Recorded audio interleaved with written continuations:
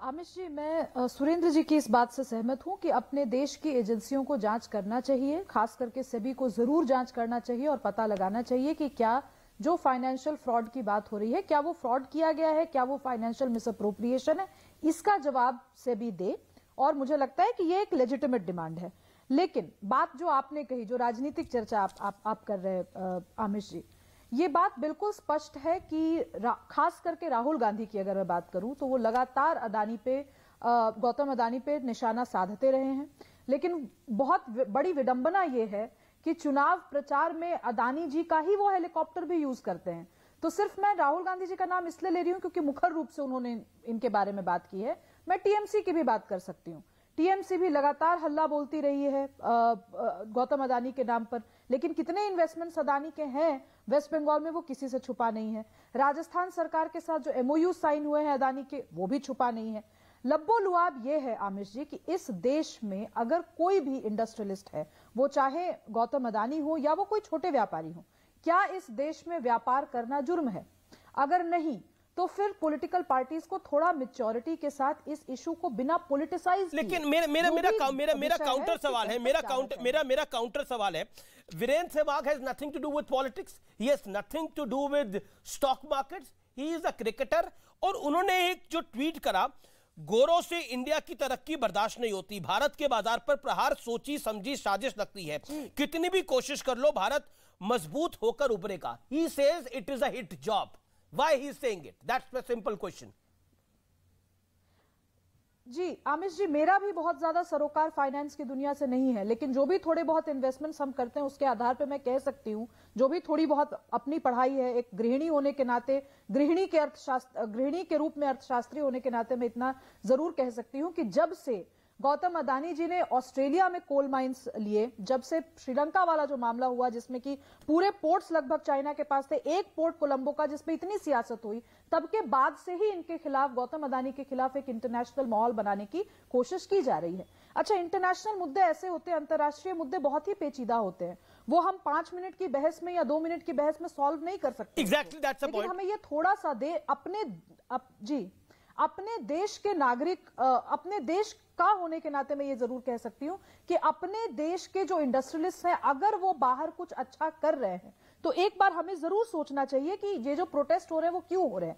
आखिर मैं पूछना चाहती हूं कि ऑस्ट्रेलिया में हजारों कोल कंपनियां हैं, लेकिन ग्रेटा थनबर्ग ने सिर्फ गौतम अदानी को क्यों टारगेट किया?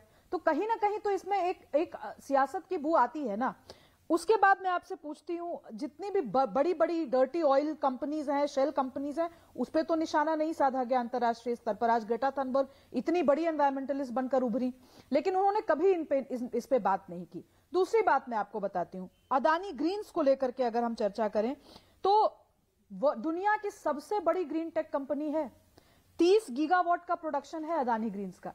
तो अब आप समझिए कि अगर कोई भारत की कंपनी इतने बड़े स्तर पर ग्रीन एनर्जी और ग्रीन टेक्नोलॉजी पे काम कर रही होगी तो क्या बाकी देशों की ये आपका एक पर्सपेक्टिव है, लेकिन मेरा जी प्रियंका कक्कड़ भी है इस विषय पर, क्या ये पचा पाएंगे? जी प्रियंका कक्कड़ एग्जैक्टली, क्योंकि आम आदमी पार्टी भी लगातार बयान दे रही है, संजय सिंह का भी बयान को हमने सुना कि देखिए बहुत गड़बड़ हुई है। Exactly I want to know कि एलआईसी का आपके अकॉर्डिंग कितना लॉस हो गया है, क्योंकि फिगर्स जो है, जो आप बोल रही हैं, ये पॉलिटिकल पार्टीज बोल रही हैं, और जो डेटा अवेलेबल है उसमें एक बहुत बड़ा फर्क है।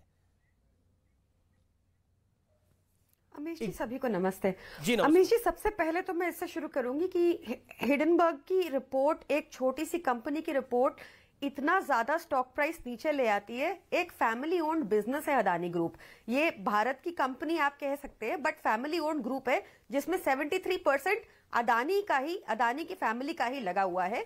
रिटेल इन्वेस्टर्स बहुत कम है अमीश जी, और जो छोटे निवेशक है, रिटेल इन्वेस्टर्स का पार्ट बनते हैं, वो एलआईसी के थ्रू आए हैं। तो आपको ध्यान होगा कि 1957 में भी जो वित्त मंत्री थे उन्होंने रेजिग्नेशन दिया था, क्योंकि 1,26,00,000 का एलआईसी ने निवेश किया था एक कंपनी में, और ये पता चला था कि गवर्नमेंट प्रेशर के थ्रू एलआईसी ने उस कंपनी में निवेश किया था। तो सबसे पहले तो जांच इस बात की होनी चाहिए कि निवेशकों का पैसा किसके कहने पर इस कंपनी में लगा, जो एक कैपिटल इंटेंसिव कंपनी है अमीश जी। ये इनके पास एसेट्स है जो इनके अपने एसेट्स है, कैपिटल इंटेंसिव कंपनी, प्रॉफिट्स बाद में होंगे, इतनी जल्दी प्रॉफिट्स हो नहीं सकते। जो इनका 1 मिनट में इतना ज्यादा फॉल हो गया है शेयर्स का, एक रिपोर्ट की वजह से इन्होंने एफपीओ कैंसिल कर दिया। जब फोर्ब्स ने कहा कि इनसाइडर ट्रेडिंग है, उसके बाद एफपीओ कैंसिल हो गया। नहीं, ये मिसलीडिंग होगा। एफपीओ क्यों कैंसिल? एफपीओ कैंसिल नहीं हुआ, एफपीओ को कॉल्ड ऑफ किया गया, कैंसिल नहीं किया गया। First of all FPO fully subscribe था। लेट मी मैडम आपने अपने वक्तव्य को कैंसिल किया क्योंकि मैडम एक दिन पहले फोर्ब्स ने नहीं मैडम आप गलत पर्सपेक्टिव से बोल बता रहे हैं। अमीश जी सुनिए। नहीं मैं आपको सुन रहा हूं, लेकिन आप बहुत ज्यादा गलत बोल रही हैं, इसलिए मुझे आपको रोकना पड़ेगा। Madam FPO fully subscribe, FPO fully subscribe था, उसको कॉल ऑफ किया गया।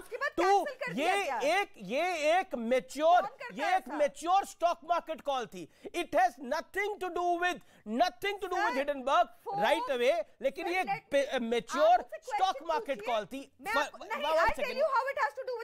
गलत बता रहे हैं Amish ji, you are misinforming. Let me tell you, Elara capital and Monarch networth capital, ये दोनों के ऊपर इनसाइडर ट्रेडिंग का ब्लेम लगा था, जो एफआईआईज का पार्ट है, जिसमें अदानी एंटरप्राइजेस में। इसलिए ये इसी का नाम फोर्ब्स ने लिया, इसी का नाम हिंडनबर्ग ने लिया। ठीक है, उसके बाद ये एफपीओ कैंसिल किया गया। अमीश जी, हमारी इतनी सी मांग है, देखिए हम किसी को टारगेट नहीं कर रहे, बड़ी सिंपल सी मांग है। एक जेपीसी हो, जैसे 1957 में हुआ था, एक जेपीसी हो और साथ में 1957 वाली जेपीसी आप चाहते हैं। Okay doctor. न्यूज़ 18 इंडिया की web series FIR number 208 streaming now.